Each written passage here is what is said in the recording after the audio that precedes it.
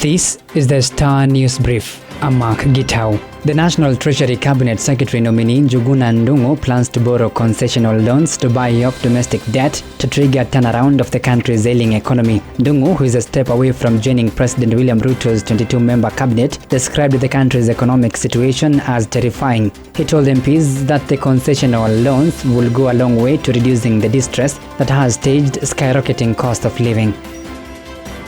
Get a copy of the Star News Brief by subscribing to our e-paper with only 40 shillings through www.mgazeti.com.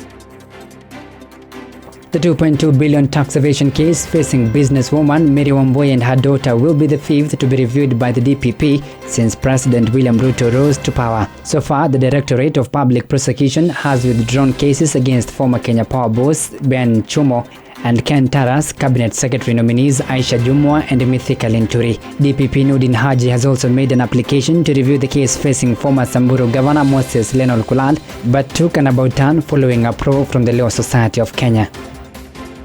Aisha Jumwa's academic papers came under sharp scrutiny as lawmakers entered the second day of vetting President William Ruto's cabinet nominees. The former Malindi Member of Parliament was put to task over glaring inconsistencies in her academic papers after it emerged that she obtained a master's degree before sitting for her bachelor's. The ex-lawmaker was also put to task on how she enrolled for a degree from the D- she scored in the Kenya Certificate of Secondary Education.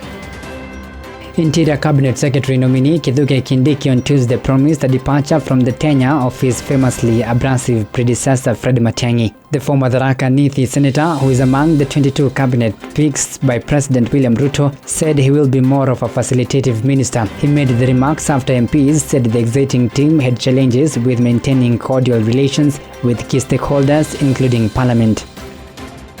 Kenyans requiring a bone marrow transplant will no longer have to travel outside the country for the procedure. The Nairobi West Hospital has performed Kenya's first bone marrow transplant, also known as a stem cell transplant. The 55-year-old patient with multiple myeloma underwent the procedure on October 10 and is expected to be discharged from the facility in 2 days' time.